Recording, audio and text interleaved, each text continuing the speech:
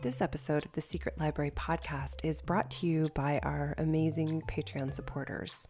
If you'd like to support the show, you can do so at patreon.com/secretlibrary. This is episode 106. I'm calling this episode the New York City edition because my guests are Stephanie Rosenbloom and Lauren Weisberger. So you'll hear in a few minutes about how they're connected to New York. And this week's tweets and messages, I just want to give a shout out to a couple that we received. Anastasia said on Twitter in response to last week's conversation with Scott Carney, she says, "My mom climbed Kilimanjaro at 55. I'm still working on my first book. I think climbing is easier." And Scott got in on the Twitter conversation to say he agrees that climbing Kilimanjaro might be easier than writing a book. So if you want to join in, I'm at Caro Donahue on Twitter and would love to chat with you about this show or any other show on there. You can always reach out to me. I also want to thank May for her response to last week's footnotes email about hoping that we would do an episode on research trips for fiction. We're definitely planning something along those lines. And if you would like to get footnotes, our weekly email about writing in the show, you can do so either at carolinedonahue.com in the contacts form, or there's a newsletter page at secretlibrarypodcast.com. I also want to thank everybody. We've been getting really wonderful ratings and reviews that you all have left since we asked for them. So it really means a lot to have those personally, and it also helps other people find the show. So if you haven't had a chance yet, you can do so at our really easy, handy-dandy link, secretlibrarypodcast.com/review, and that takes you straight to Apple Podcasts, and you can leave a review or a rating there. So that's about it, except one exciting announcement that the Coffee Shop Writers Group is going to be opening for enrollment again in a couple of weeks. So I want to make you aware of that. That's going to be happening in the middle of June. Date to be confirmed. But if you want to be on the list to be notified first, it's going to be a small group this time, probably a maximum of 8 or 10 people total. In the past, we've had it open to up to 12. So we're making it a little smaller this time. So you'll want to get in right away. And you can find out about that at carolinedonahue.com/coffeeshop. So those are all of the announcements I had for today. And so let's get on with the show. My first guest today is Stephanie Rosenbloom, who is a travel writer with the New York Times. She's been a reporter with the Times for more than a decade in various sections, including business, styles, and real estate. She currently writes the Getaway column, as well as features and essays about solo travel, slow travel, and the impact of technology on our experiences. Her book, Alone Time, 4 Seasons, 4 Cities, and the Pleasures of Solitude is out this week from Viking. I really love talking to Stephanie about travel and going abroad and experiencing other cultures so much. In fact, we could not stop chatting after we stopped recording. She's one of my new favorite people, and I really loved her book. So I know you're really going to enjoy this conversation. For those looking for research trip and other adventures with travel, I think Stephanie is a great way to start. So here we go with Stephanie Rosenbloom, part 1 of our New York City episode. Hey, Stephanie, thank you so much for being on with us. It's a pleasure. So as soon as I heard about your book, I knew I had to talk to you. And I'm very interested, first of all, with the reactions that people have to it. Because as somebody who is both in a relationship, but also a great lover of traveling alone, I wonder if people are both excited and also sort of befuddled, because I know some people who are a little bit intimidated by traveling alone. And I'm wondering what the reaction has been as you've talked about working on the book. Mm-hmm. Well, I think, yes, I think there used to be an idea that people who traveled alone were, young and single, backpacking. That was sort of the classic idea of the solo traveler, right? So I think in some people's mind, that's the person who does this. What was interesting in my, doing this, is I discovered that, yeah, and I knew that there was a very wide range of people who do this, and also the baby boomer too. There were sort of these twin poles that people had in their head about this is the person who does this. As it turns out, yes, those are two types of people that do this, but also many people who are married, partnered, in relationships end up traveling alone, and more so now than ever before. There are some numbers on this, because it turns out that both people are working. People cannot always match up their vacation schedules, or sometimes someone's traveling for work. They're going to a wonderful place, and they think, it'd be a shame not to spend a little time during this work trip exploring some things on my own.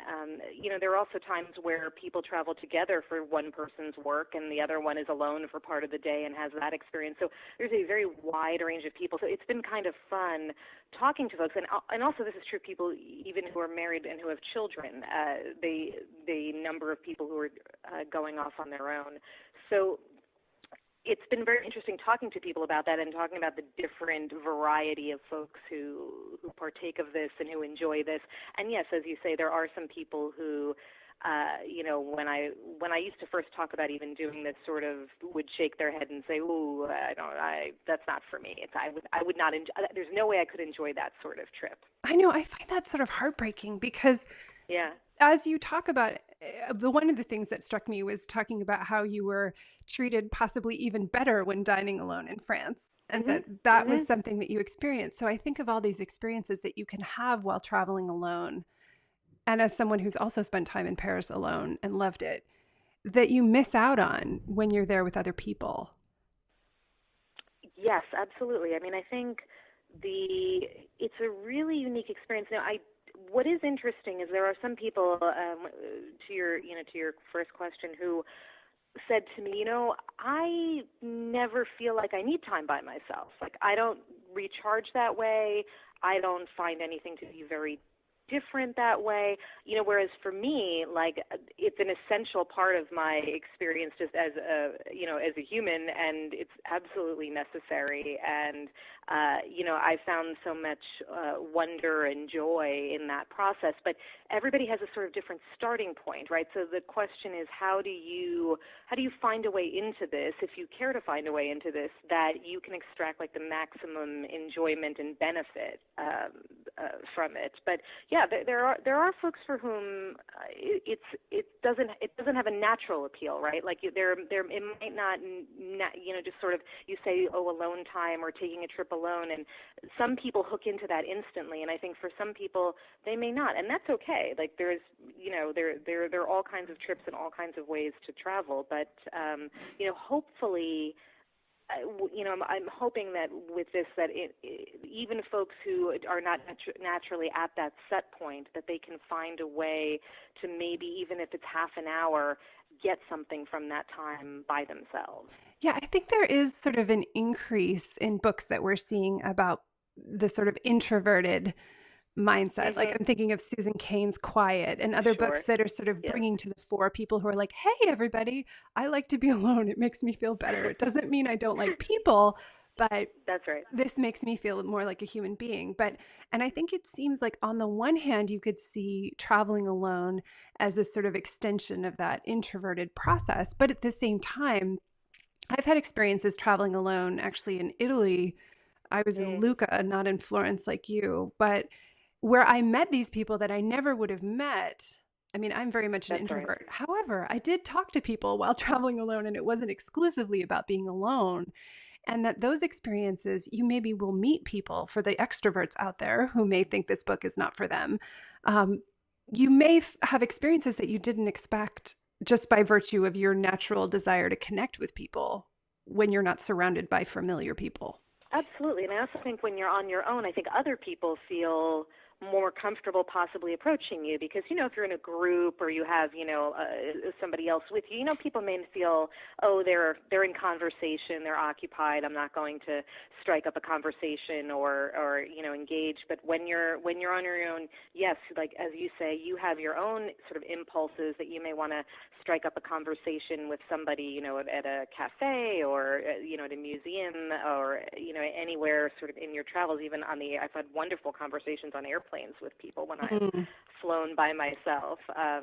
But I think also at the same time, other people feel you may be more approachable. So, and I've said this to people before. I said, somebody said, I don't like traveling by myself because I like to have people around. I said, well, you're going to meet a lot of people if you travel by yourself. That's the sort of irony of that experience. I've met many more people when I've been on my own than when I've been in a group. Absolutely. I want to talk a little bit about the process of planning and writing the book for anyone listening who's interested. I mean, most people listening are interested in the writing process. So I know that you picked the locations that you were considering based on the limitations of your work schedule and vacation allowances, and didn't want to eat up all of your time that you had to take off with going really far. But I'm curious a little bit about how you laid out and what the candidates might have been. And I'm sure people have asked you this question, but if you had no time limitations and no funding limitations, what would a part 2 look like? What cities would you want to include? Because I'm like, I just want to write this book myself like 10 times over so you could plan it out. I know, right? It should just be a series every year, a new city. Exactly. Well, one of the places I really wanted to go alone was Tokyo, and I have gone to Tokyo alone. I think it's a wonderful place to be on your own. I mean, I loved, what was that great movie? Lost in Translation? Lost in Translation, yes. I thought that, I really enjoyed that film, but that was totally not my experience there.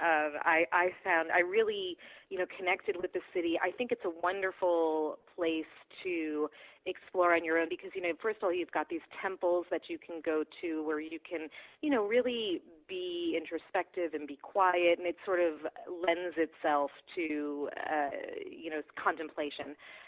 Then I think also the eating situation is wonderful. There were so many opportunities. There were stand-up sushi bars. There were sit-down bars. A lot of times when I went out to eat there, you were facing the chefs, so you had that, kind of lovely interaction. And then sometimes, even when people were eating as a couple and I was sitting next to them, sometimes we would end up striking up a conversation just because you're elbow to elbow, right? You're not at a separate table. So that was great. The food halls and department stores there are mind-blowing. So, again, it's another thing that sort of lends itself to wandering around on your own and the kind of attention to detail that goes into a lot of things that are like the presentation of things there. It really just lends itself to you kind of spending time with it and looking at it and enjoying even just the packaging of something. So I would have gone, certainly, there were many places in Asia, that I would have considered going, places I've never been. I've never been to Morocco, which, I find odd. I don't know how I've not managed to do that, but I haven't. And I would have done that. In some ways, the cities matter in this book. In other ways, it could have been other cities, right? It could have been it could have really been any place, because I think some people say to me, well, what's a good city for a solo traveler? And I think, there are certain qualities. Walkability is a big one. I would not, especially for me, I'm in New York, I'm a terrible driver. It would take away tremendously from my experience if I had to drive. Now, on the other hand, I know people who love to drive and find it, they can get in their head. They can listen to audiobooks and podcasts and just have, they can look at the scenery, like, the solo road trip. But for me, it needed to be a place where I can do the slow travel thing. And for me, that means walking.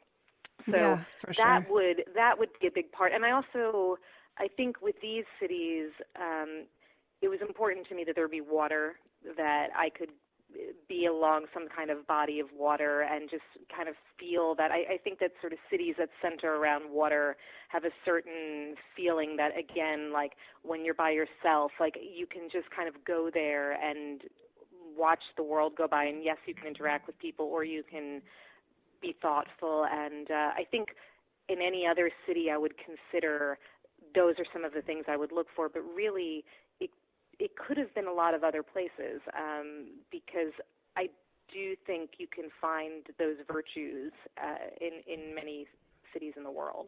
Definitely. I thought it was good. I mean, another thing that I related to as somebody who lives, I mean, I live in Los Angeles, so I equally want to not drive when I'm on vacation, not because I'm a bad driver, but because I can't bear to drive for another minute. So I think many people will relate to that. But the other thing I loved was that it isn't necessarily, I mean, I'm sure plenty of people want to go away on their own and go to, you know, a tropical island or something. But I loved that they were cities and that it was, you were engaging with cultural institutions, because that's the sort of trip that I tend to enjoy and to gravitate towards more so than I'm going to go veg out. Also because I am possibly the palest person I know. So it's more arduous than relaxing to be in a very sunny, sunburn risk location. So I appreciated that you spent time in sort of places where you're going to museums and you're looking at the Uffizi and you're doing those kinds of things, because I think the urban situation was probably important. Yes, you're absolutely right. In fact, one of the first, I had done a story for the New York Times a long time ago about going to the Caribbean alone. And, you know, I enjoyed it. Like you can, as you say, you know, you can sit on the beach, you can relax, you can curl up on a lounge chair with a book. It's very restful. But,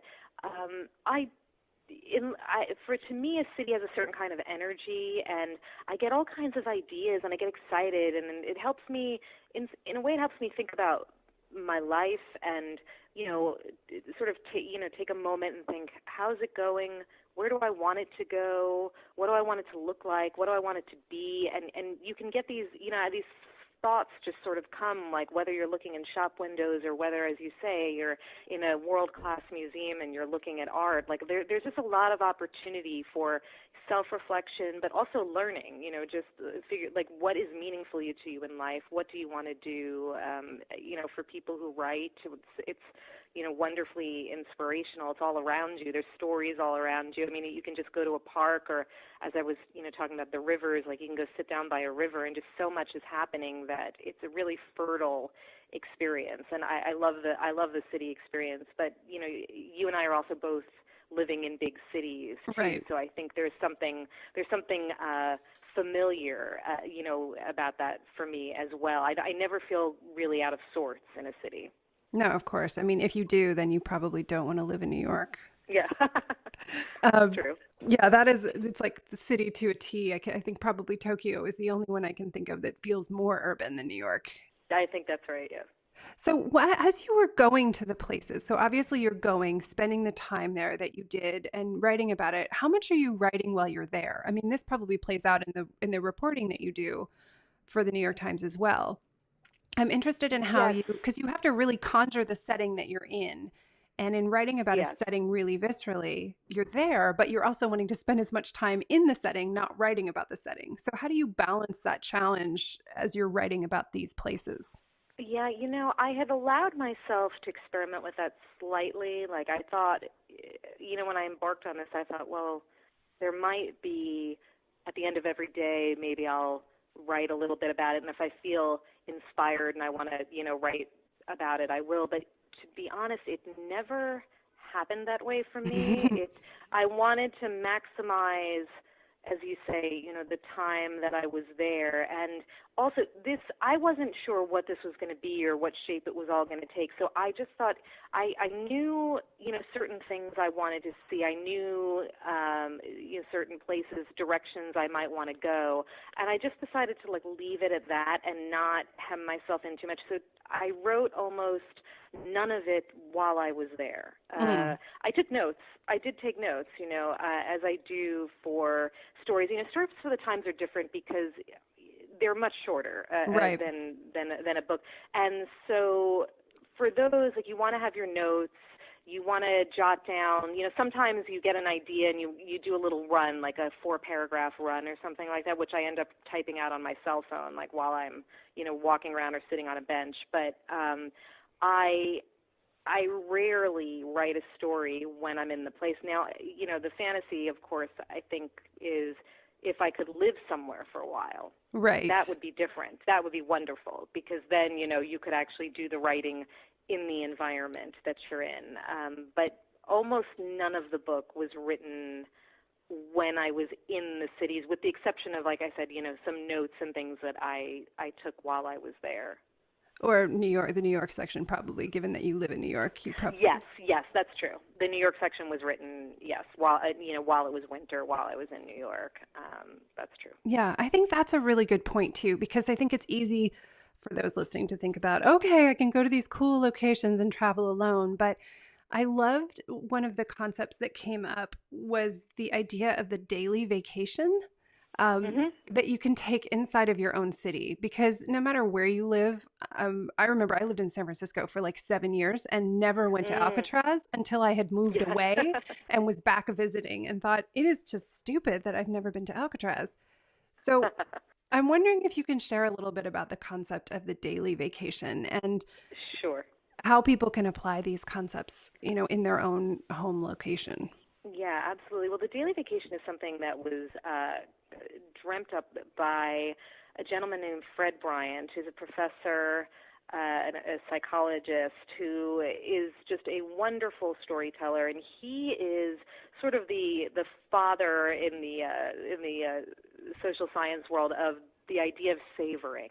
And the whole, he obviously didn't invent the word, but as it applies to a psychological phenomenon of how do we extract the most joy from a moment, right?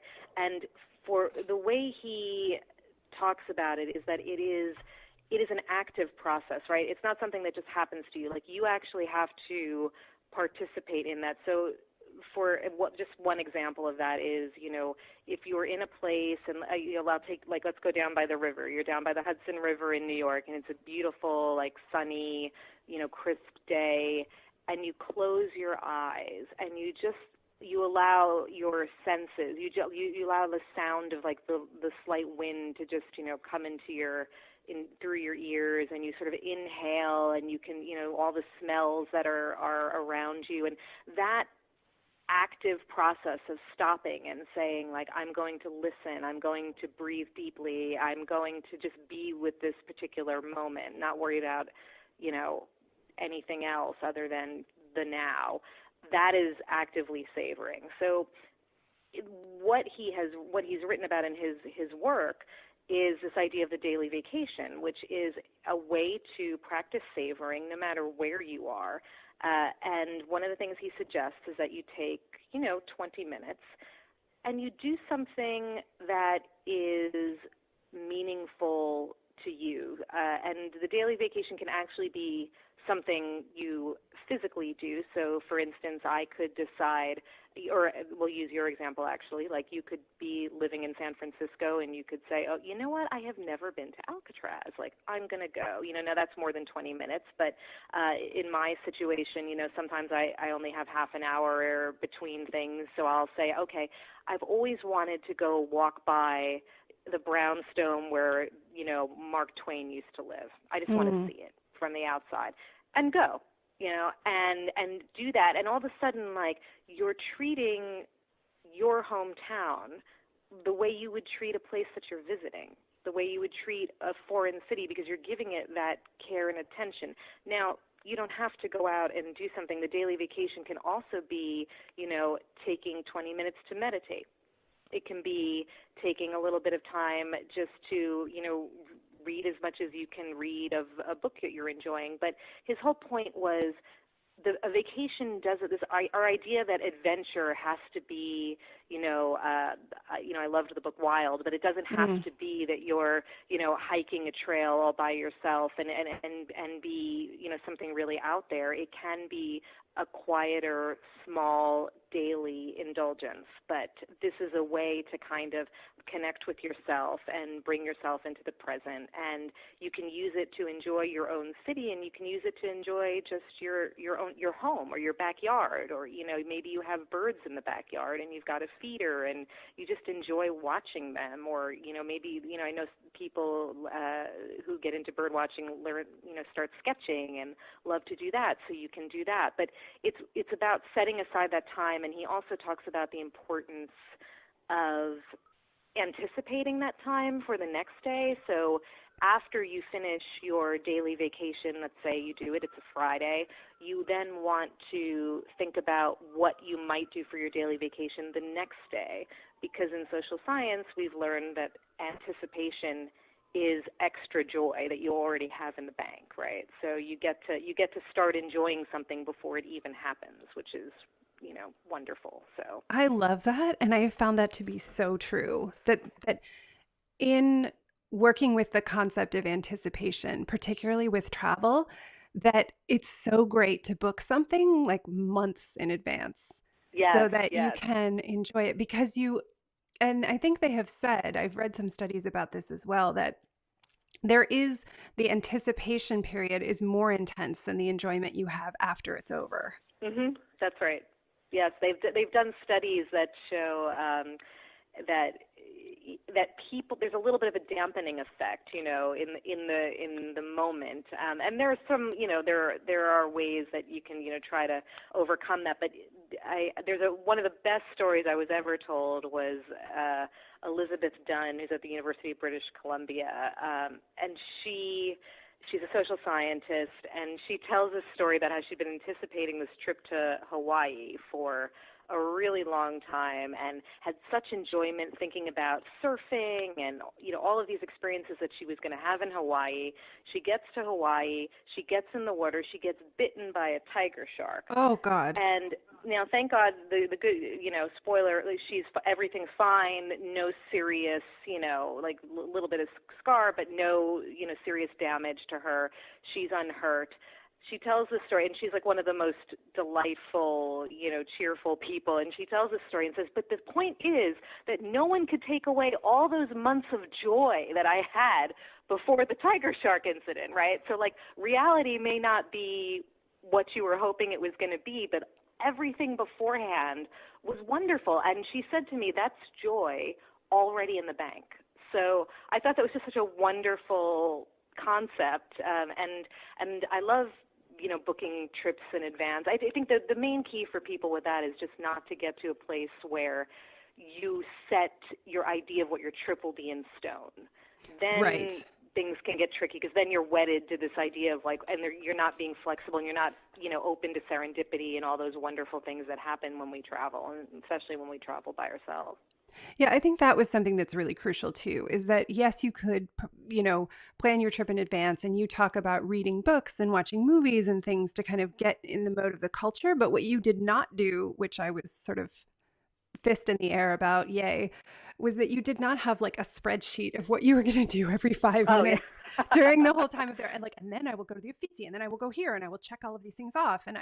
And whenever people talk about traveling that way, it sort of makes me feel exhausted on their behalf, and that you miss out on the, like, just sitting there and drinking an espresso and seeing what people are wearing as they're walking by. Yes, I think that's the best part of a place, and it's also the part it's how you kind of remember a trip. I think a lot of times when you're doing the kind of treasure hunt, you know, checklist, you don't get the feel of the city because you're, you know, kind of running around. On the other hand, I am sympathetic to that because for a lot of folks, you know, it's like that. This is the once in a lifetime trip. Like, this is the only time you're ever going to go to this place, and they, you know, you really want to see this one thing. I think it is a dilemma for people who, you know, are unable to travel to a place more than once, or if this is going to be the only time that you're ever going to, you know, be in this particular location, or, you know, your annual vacation. It's tough, but if you can trim whatever your, like, must-see list is to as small as possible, I think the trip ends up being much more memorable in the end, because you just allow yourself to be guided by what is appealing to you in the moment and what you're feeling and what you're seeing in the city. And I just think sometimes the best parts of these trips is, as you say, like sitting somewhere and just soaking up the culture that's around you. I think, I don't know. I mean, this is probably my own personal theory, but having a lot of friends who live in Europe and telling them what our vacation allowance is in the US, Yes. and how most people don't even feel that they're allowed to take the time that they're given, that feels That's right. scary for them to do. And these, people in Germany and France looking at me and wide-eyed and saying, but that would be illegal here. It would be illegal for them not to get that time. Do you think that part of the shift in travel is due to our culture and how much time we allow ourselves to have any relaxation at all? Yeah, I mean, absolutely. It's very... it's very hard. I mean, because first of all, it's expensive, and there are ways to do things, affordably. But if you're, even people talking about traveling with families, it adds up. And I think that, if you're going to do that one big trip a year, you really want to make it count, and you think to yourself, oh, how could I? I always wanted to do I always wanted to do a travel book called Don't Go to the Louvre, but it's exhausting. But yes, it is. It's exhausting, and it could take your entire day. And then it's like, is the Louvre? Yes, you're right. You're absolutely. And is the Louvre Paris? No, it's not. Is it amazing and beautiful and wonderful and something worth doing? Of course it is, but it's very. I also think there's a thing too where people feel, and I completely understand this, that of course you must do this thing, like you're going to Milan. Well, you must go see The Last Supper. Well, first of all, you might not be able to see The Last Supper because those tickets sell out. And then you're going to stand in line all day. And then, right, and you're going to stand in line all day. So, this is like anything in life. Like, it is difficult to sort of just say, I'm going to have the experience that I want to have. I did this story a while ago, and I really found it interesting. I was talking to a professor about how he takes his students to the Barnes Museum. I believe it's once a year. And, they go in and he says to them, you're going to take a minute. You're just going to kind of go through a couple of the galleries, walk around. He goes, but what I fundamentally want you to do is just find one thing. Find one painting, one thing that appeals to you, that speaks to you on some level. And then I want you to go sit down, and I think, I may be getting the time wrong, but I think he says something like 30 minutes with it, 20 to 30 minutes with it, and tells them to go sit. And then he has them talk about it, write about it afterwards, and what that experience is. And I ended up interviewing one of the students who did this with him, and it was so meaningful to her, this experience. And he was even saying to me when we had talked about how initially when he did this project that, some people kind of rolled their eyes and thought, this is a long time to spend with one painting. But I think the message of that is so wonderful, which is just that there is value in not feeling you have to go see everything and do every little thing, and that you can find the thing that speaks to you and try to figure out why it speaks to you and why it matters to you. Oh, absolutely. I mean, I think in our current culture, there's even more pressure. I remember growing up as a kid, going to places and people being like, oh, you must go to these 12 places or whatever. But now not only do we have to go to those places, we have to take attractive Instagram photos and share them while we're in those places. And so it's harder and harder to just have the experience for yourself, which I think is really important. I think it's important to just be allowed to have the trip that you want to have yourself, just like you can have your own relationship to that painting. No, absolutely.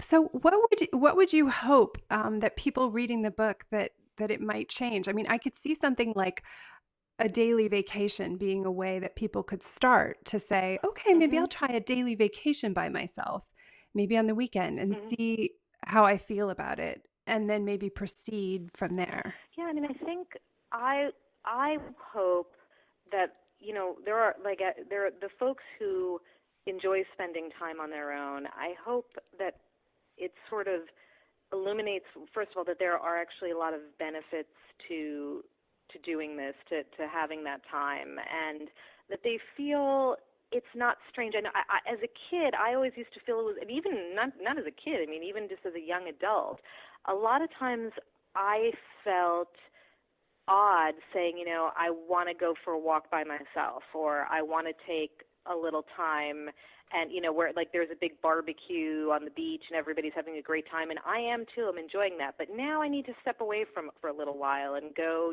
off on my own. And I wanted people to feel that they don't have to apologize for that impulse, that's okay. And I think that in terms of travel does not have to be far. It does not have to be expensive. It can be a little weekend jaunt. It can be, an afternoon in your own hometown. There's actually a really nice, I think it's still available, meditation from Headspace, where it's a sort of walking meditation about looking around your own city. There's an app called Headspace, and they do it's great. Andy Puttycombe, he does very nice meditations. But this idea of kind of looking, another concept that Fred Bryant talks about is snapshotting the moment, right? So instead of literally snapshotting with your phone, it's looking around as if what you're seeing is someplace you're going to see for the last time, like wherever you are, and remembering, making it a multi-sensory experience. That can really make a difference wherever you are. And I think, this idea that the big trip, right, Paris or Florence, has to always be with someone else is just not so. I mean, these are, wonderful places to go and be on your own. And the other thing, too, is it doesn't have to, there's no one way to solo travel. So there's not this rule that if you go to one of these places, you must, to be a solo travel trip, that you're on your own the entire time. Like, you can join a day tour, if you don't want to spend a week entirely by yourself. There's all these wonderful, the peer-to-peer dining sites now where people, meet up for a home-cooked meal in a city. I mean, these are in cities all over the world now, and you can go online and some of them are in people's homes, but others are actually like just in public spaces or picnics in parks where, a local is preparing the meal and you join and you meet a few people who live there and you can have a meal together. There's many wonderful ways, cooking classes, just market tours, to punctuate that alone time for people who, want to have both, right? Who want to, because the balance is really a very personal thing. Some people need more, some people need less. And so there are ways to kind of adjust that dial. And I think the key is just to, not buy into this idea that there is one way to do this, or the same way we were just talking earlier about, like, you must go to X, Y, and Z. Like, that's, it's silly. Yeah, I don't think there have to be rules about any of it. I mean, one of my favorite alone trips was one I started off with a friend, and then she went and visited another friend in another city. I spent part of that next week alone, and then we met up at the end. So there's yes.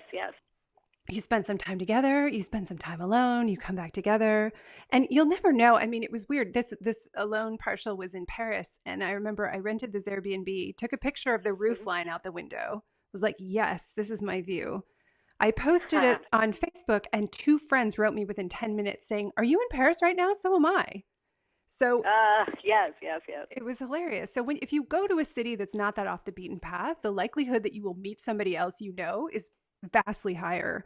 So you may, I mean, it was lovely to see them, and I ended up having a really nice lunch with one and a really nice, drinks later with the other, actually at Café de Flore, one of the places you talk about. That's great. So, you may find these things happening. And if you really want to be totally alone, you may have to shut off your social media to hide yourself. No, and actually what you just said also brings up a good point too, because, on one hand, social media sometimes get in the way of an experience, but as you pointed out too, can also be a wonderful way of having a spontaneous connection with someone too. So that's a great example of how that can really enhance a trip. Definitely. Because it's all about being open to the unexpected, I think, going off on your own, where another thing you mentioned is that a side effect of it is that you get to do whatever you want and you don't have to ask somebody, do you feel like doing this today? Yes. The only person you have to ask is yourself. Yes, and you. I think too. Because everybody has their own little, your interests, like the sort of thing that just gets you going or gets you excited. It could be stamp collecting. Who knows what it is, but and you don't. When you're on a trip, you want to make sure that everybody in the group is happy, that everybody feels that it's everyone's vacation. That time, as we were saying, for Americans in particular, is really limited. So it's like when you're by yourself, you get to do absolutely whatever you want, and you can pursue those little interests. And I think that's important because also, especially for folks who are kind of figuring out what, is the job I'm in the job I really want to do? Do I have some love, some passion, something that I want to be pursuing that I keep gravitating to when I'm here, some hobby, or, again, if it's writing, what maybe the germ of some idea is out there when you're by yourself. And these are really special moments. And there's also something, too, about just you build a certain amount of self-confidence when you have that freedom, too, to kind of pursue the things you want to pursue. And you get this feeling like, hey, I'm alone in a strange city, and I'm okay. I'm enjoying myself. This is special. Definitely. I mean, I think it's a good way. I think a lot of people, when they think about traveling alone, they focus on the ways that they might feel vulnerable, or it might feel scary, or it might feel difficult. And I mean, I've definitely had that feeling when embarking on a trip, ooh, how's this going to go? But at the same time, I think what you don't necessarily think about is all the ways, like you said, you can pursue whatever interest you want. And particularly if you're a writer, you get to remove all of those distractions at home, like the laundry or other things, that you might choose to do, saying, oh, I have to do this, I can't work on my writing right now, that all of those things are gone, and that you'll have that space to really think about it when you're traveling by yourself. Yes, absolutely. Plus, also, I love, I am very productive on airplanes. I don't know about, other folks, but there's not a lot else you can do. So I find it a great time to, take story notes. And that is, going back to what we were talking about earlier, I think the only writing about place that I've ever really done, aside from once I'm home and I'm kind of sorting through all my notes, is on the airplane. I love that. I actually don't mind flying. People always talk about how much they hate flying, and I actually really like it because you're left alone to think and to work on things, and it's the greatest place to read a book straight through, too.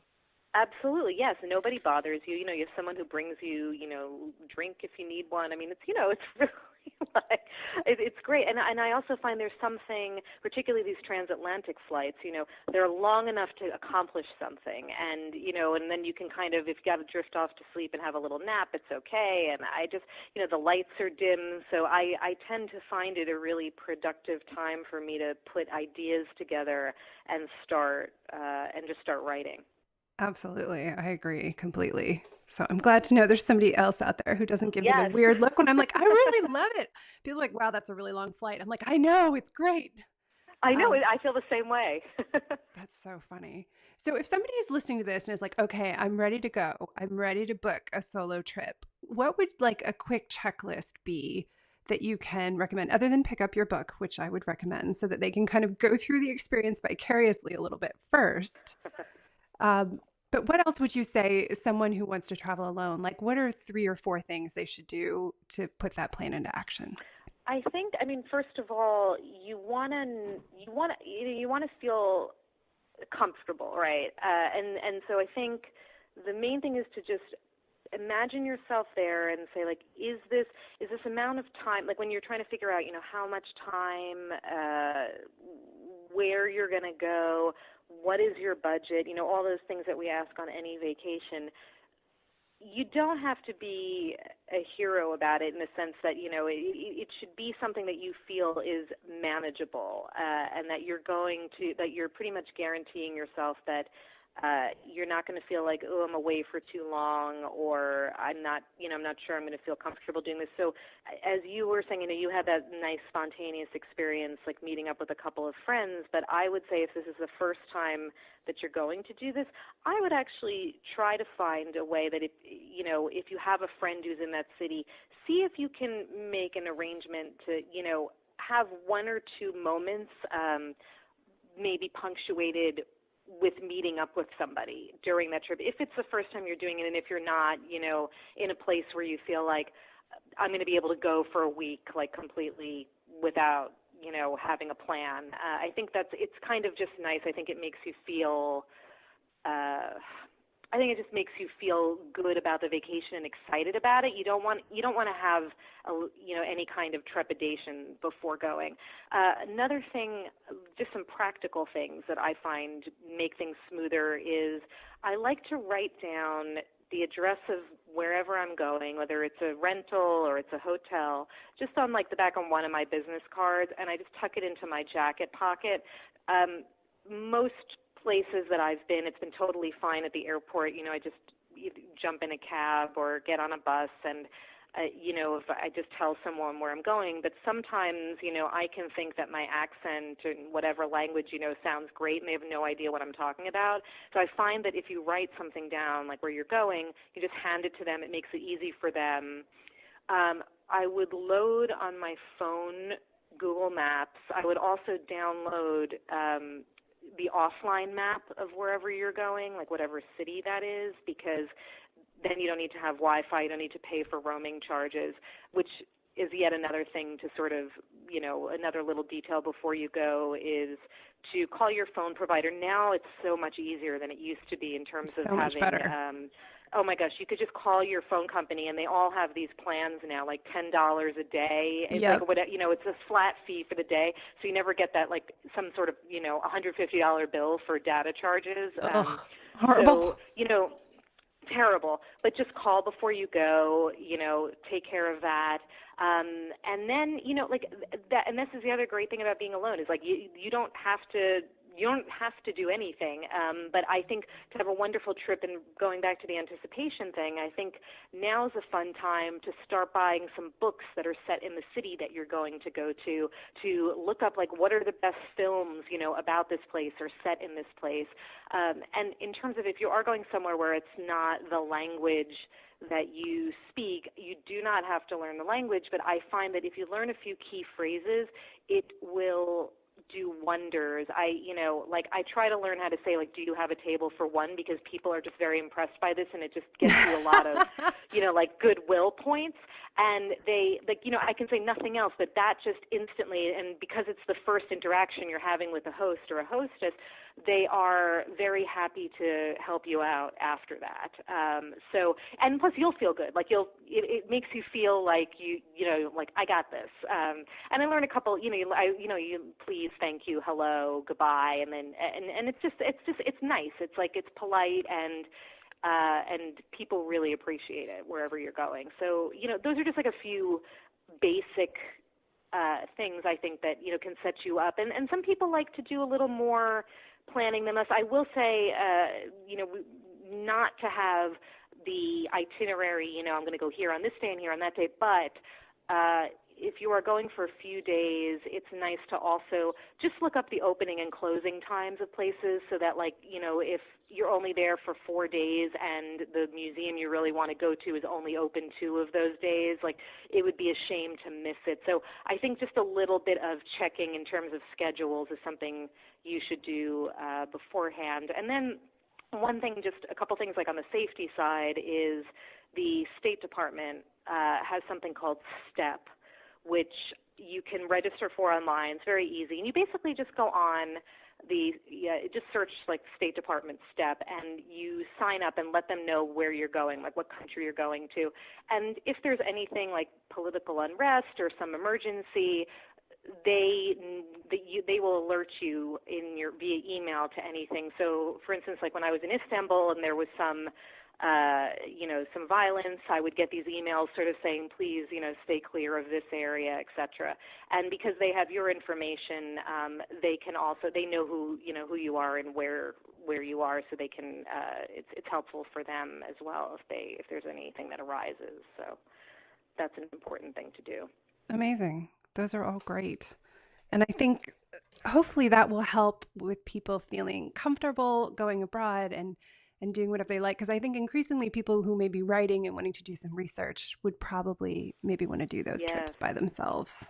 Oh, absolutely. And the other thing, too, is now that, the phone thing is so simple and there's free Wi-Fi at, hotels or in cafes, in a lot of different places. It's, another thing I tell people is, so check in, like tell someone at home, like, okay, you'll get a note from me, or you'll see on, my Facebook page that I'm going to be here on this day. I caution people, if you have a public page, you don't want to be broadcasting where you are. Right. That's not, a good move, but you do want to let a few people know where you are, and hey, if you don't, you should hear from me at this time. And the biggest thing, like there's no foolproof system for making sure everything goes according to plan. But generally speaking, and I've interviewed professors who sort of study like stranger interactions and who say like it's so wonderful. We meet people we don't know, and it's such a wonderful part of travel. And they say, but the one thing to always remember is you just sort of pay attention to your gut. And if something feels weird, or you just feel like, I don't know, I don't want to walk down this alley, or something is just, something just feels off to you, you just pay attention to that. Don't write it off. Don't, say, oh, I'm being silly. Because sometimes, we pick up things before our thinking brain really knows what it is that's setting that off. And that it sounds like very vague and sort of strange, but it really is true. You just have to pay attention to your instincts, and if something doesn't feel right to you, you just don't do it. You just don't, go out. You just don't walk down that particular street, or. Absolutely. I think that's really important because, there are things that we know, we don't know why we know them, but that doesn't mean we should disregard them. Right, exactly. One other resource I just want to give a shout out to, as somebody who stays in touch with friends abroad, if people don't have WhatsApp or know what WhatsApp is, it's a good one for traveling, because you can call and text just over Wi-Fi with people with international numbers. So for all your new friends that you might make while traveling, or people you want to reach at home, if you're all on WhatsApp, it's much easier to stay in touch without using up all of your data. Yes, absolutely. So that's my resource shout out for this portion. Yeah, no, WhatsApp is great. There's another one other thing I like, but this is not necessary, but I think it's wonderful for people like me who want to write down every single street I'm on and be able to take all these notes. But then if I do that, I know that it's getting in the way of my experience and being in the moment. It's called Live Trekker. Ooh. It's made in Paris. It's like a French app, but it's in English.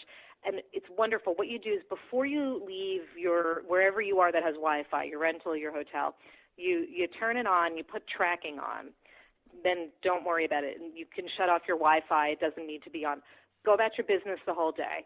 End of the day, you go on. There's a bright red line through essentially what is a Google map of the city. Shows you everywhere you have walked, everywhere you've been, and it's brilliant. First of all, the maps look great. Like, they're beautiful. Like, it's the sort of thing, like, I've told people, like, you could blow this up, frame it on your wall, and see where you went all around a city for the day.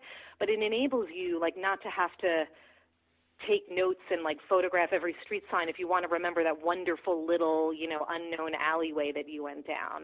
It's great. It's a great app, and it's free. I think it's free. If it's not free, it's like $1 or something like that. Amazing. We'll put it in the show notes. Awesome. Well, I could keep talking to you about travel all day, but I know that you need to get back to writing yourself. So I'm so grateful that you were able to come on, Stephanie, and talk about the book. I hope everybody enjoys it and it inspires you to take some solo trips yourselves. Oh, thank you. This has been a lot of fun for me. For part 2 of our New York City episode, my guest is Lauren Weisberger, who was born the same year as me. I will not reveal what year that is. She was born in Scranton, Pennsylvania, which, as she says, is a locale made even more chic, if possible, by The Office. She graduated from Cornell and then backpacked throughout Europe, the Middle East, and Asia. Once she returned to the U.S., she got a job as the assistant to Anna Wintour, editor-in-chief of Vogue. She then moved on after that job to Departures magazine, writing 100-word reviews by day and taking writing classes at night. The result of all of this writing was, as we all know, The Devil Wears Prada, which was published in 2003.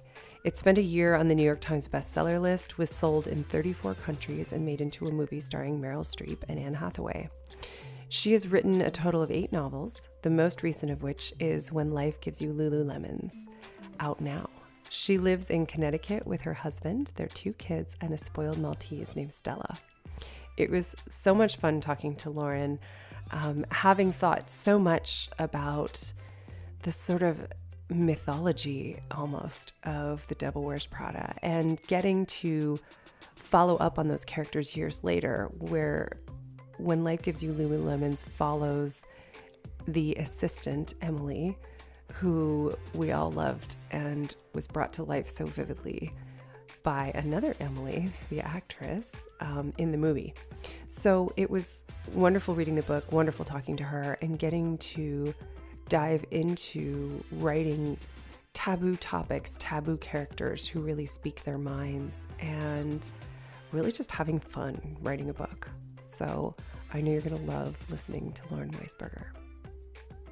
Hi, Lauren. Thanks so much for coming on. Oh, my pleasure. Thanks for having me. So I'm really excited to talk about When Life Gives You Lululemons, because in Revenge Wears Prada, we got to find out what happened to Andy. But I know that everybody who read Devil Wears Prada, like me, was really smitten with Emily Charlton and her sort of delicious inappropriateness, I guess, is how I might describe her.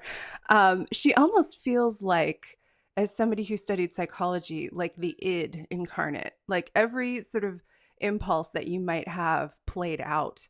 And I loved her transition from assistant to handling celebrity disasters as a career choice. And I was wondering if, it's often that you get to see sort of the main character in a book play out, but it isn't as often that you get to come back to a beloved. I don't even know if I want to call her a B character because she was so substantial, but I'm wondering, how did you know you wanted to return to Emily, and how did you begin to conceive of her story? I think it's a lot of what you had said. I think that's a great way to describe Emily as the id character. I mean, it just in the simplest way, she is fun to write because she says what we're all thinking and don't ever say.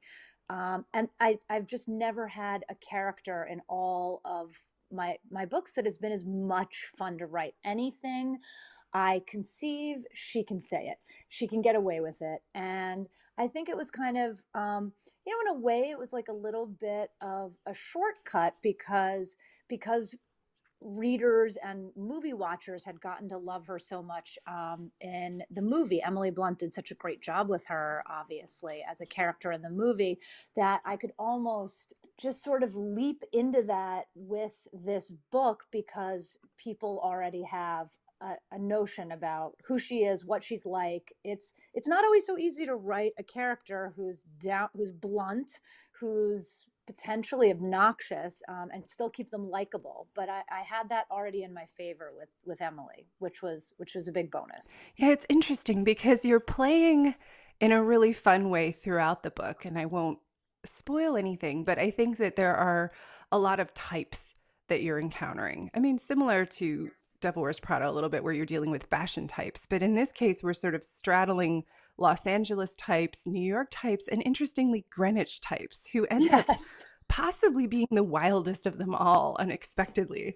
So I was interested in how you kind of started to conceive of this crazy suburban world that she's navigating. And the other thing that was really touching was that in the center of it all is this supermodel who you never think of as being the innocent bystander, but in many ways, Carolina is in this book. Yes, yes. Well, again, I think you hit on one of my main points. I thought it would be so interesting to set up a situation where you have, like you said, you've got these of the characters, you've got these three really sophisticated women. Miriam's Harvard Law School. She'd worked at a huge law firm, lived in the city, lived all over the world. You've got Carolina, who is quite literally a former supermodel and a senator's wife. And you have Emily, and we know her story. She's also lived and traveled extensively. These are not naive women by any stretch. They're sophisticated, they're well traveled, they probably think they've seen it all. And how fun to send them to the suburbs where they must think that this is totally the B team, complete amateur hour, and have them be absolutely blown away by what they see. I just thought that was so much fun, such a great backdrop.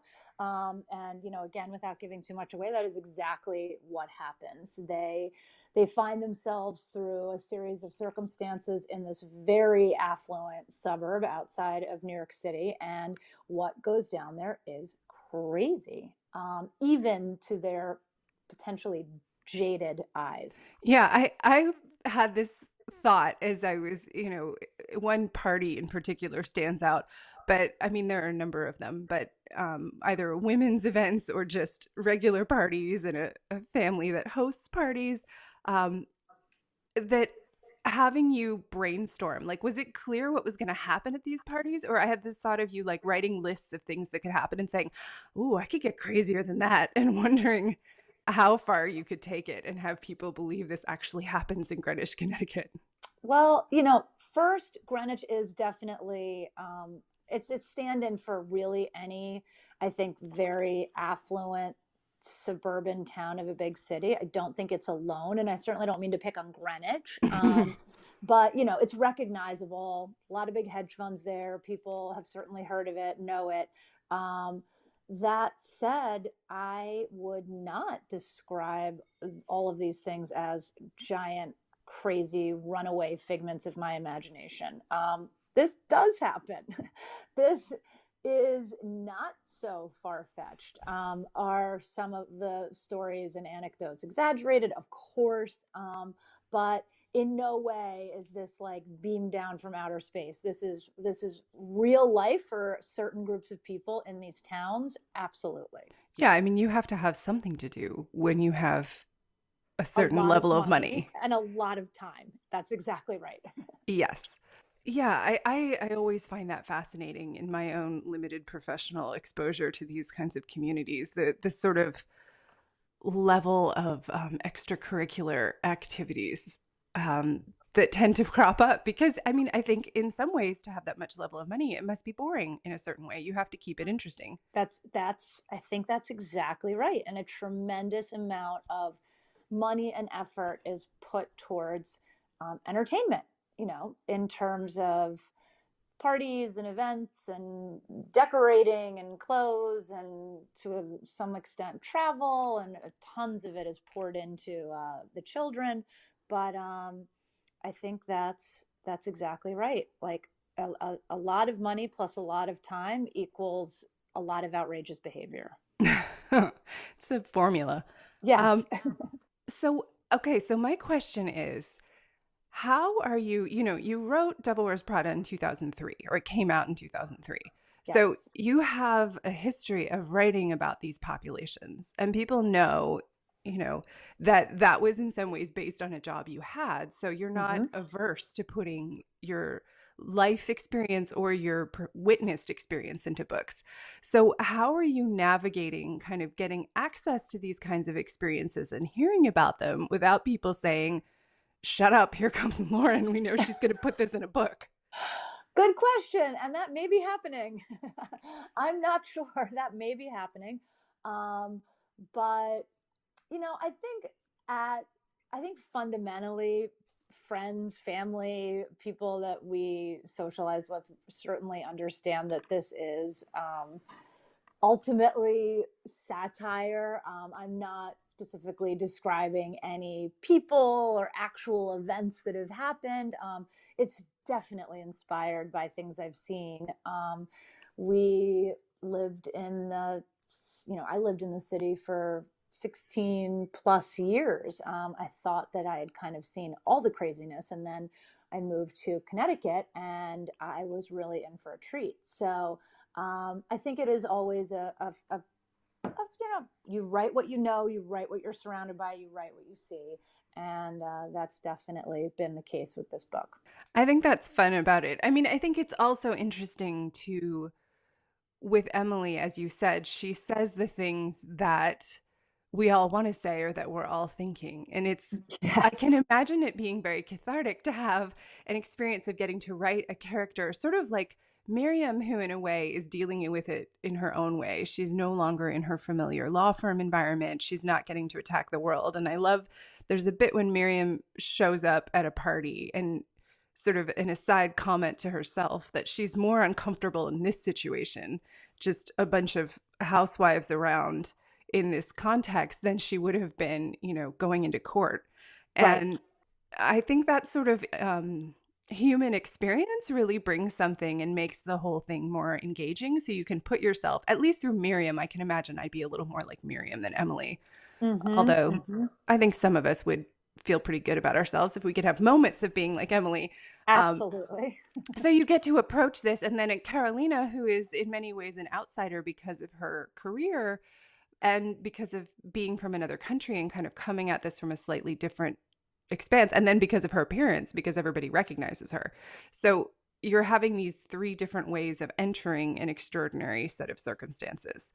So how was it to kind of switch back and forth between all of those approaches and to handle the same events in a different way and to put different filters on them?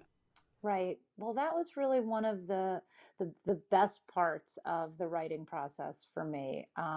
I have only once before with Chasing Harry Winston written, from sort of an ensemble perspective, and I really enjoy it. It keeps it, for me, it keeps it pacey and interesting, and it's exciting to look at the same situations through different lenses of personalities. And especially when I have three women of similar ages and means and backgrounds, it pushes me and challenges me to make them different enough and unique enough that they stand out on the page. So as a writing challenge, I really enjoyed that. And I also hope very much what happens to readers is a little bit of what you experienced, where they can relate to, at least one of them in a stronger way. Yeah, absolutely. I was curious about the way that you structure the writing process, because it's not a straight linear. Like sometimes you're jumping back a little bit, sometimes, it's largely progressing forward. But I wonder, did you write each person's narrative separately and then slot them together, or did you outline how the whole thing was going to happen? It's pretty complex. So I wondered how the process was of executing, the way the sections jump back and forth. Right. No, I definitely did not write each of their sections separately. I wrote in a very linear fashion. I always write a first draft. I sit down, I start at the beginning, I write it all the way through, and I finish it. I do not go back, edit, reread, anything like that until I'm finished with the full draft. And at that point, certainly also with help from my editor, I had some huge realizations. I realized, having written it straight through, that we didn't meet Graham, Carolina's ne'er-do-well husband. We didn't actually see him on the page until like 3/4 of the book was finished. So I would go back then and rewrite a scene and weave him in where we get to actually, the reader can meet him face to face. We can see what's happening. We can get a feel for who he is as a person. So it was more things like that. It was kind of writing straight through from start to finish, and then realizing where things either didn't work or needed tweaking, and going back and filling in from there. Yeah, I can see where Graham would kind of disappear and be seen through a television screen or, how you see him from far away. That makes a lot of Right, sense.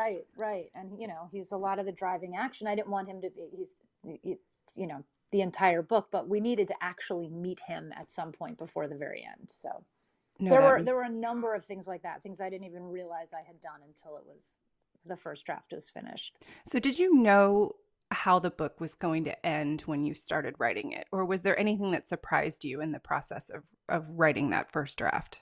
I certainly, no, yes and no. I absolutely knew that Carolina would be, and again, I don't want to give too much away, but I knew that she would be redeemed, and I knew that she would find her own footing. I did not know that how Emily ends this story, how we leave her at the very end. I won't say anything more than that. I did not know that that was going to happen. And with Miriam, I just sort of knew in a general way that she was sort of having this crisis of identity, having given up her job and moved out to the suburbs and trying to sort of make peace with what her life looks like now. I wanted her to find some resolution, but not necessarily a clear-cut black and white answer. I'm hedging a little bit on Yeah, answering of that, but course. I don't really, it was a combination, I guess you'd say. Yeah, I would think, because I think this is always the tension. Like, is it, if you figure everything out in advance and then write the draft, then it's not that fun to write the draft. But if you don't have some sense, then it's really hard to figure out where you're going. So, Agreed. so I think at Agreed. least having one that was clear on how it was going to end and others that were in a general area, that seems like an ideal balance. Yes, it did. It worked well for this time. I won't say it always does, but luckily this time it did. So, what else about did you know from the beginning that you wanted it to be multiple perspectives? Or was that something that became clear as you started to explore Emily's story in particular? I knew that from the beginning. I didn't necessarily know what they looked like, but I did very much want. I wanted to see, in Devil Wears Prada, in both the book and the movie. I think Emily is a wonderful character, different in each, but wonderful. But we don't really see her ever outside of her runway world. And I wanted to see what it would be like for her to have female friends. I mean, the kind of female posse was interesting to me, and I was dead set against having Andrea be a part of it. I couldn't really. I love that they keep in touch. Again, I don't want to give anything away. Andrea makes like a very, very, very brief cameo just so we're checked Hmm. in and we know what she's doing. But I didn't want in any way this to be her story. I really wanted to see 10 years out um, what Emily was like, not just with men and her career, but with peers, with women friends and equals. So that was fun to explore for me.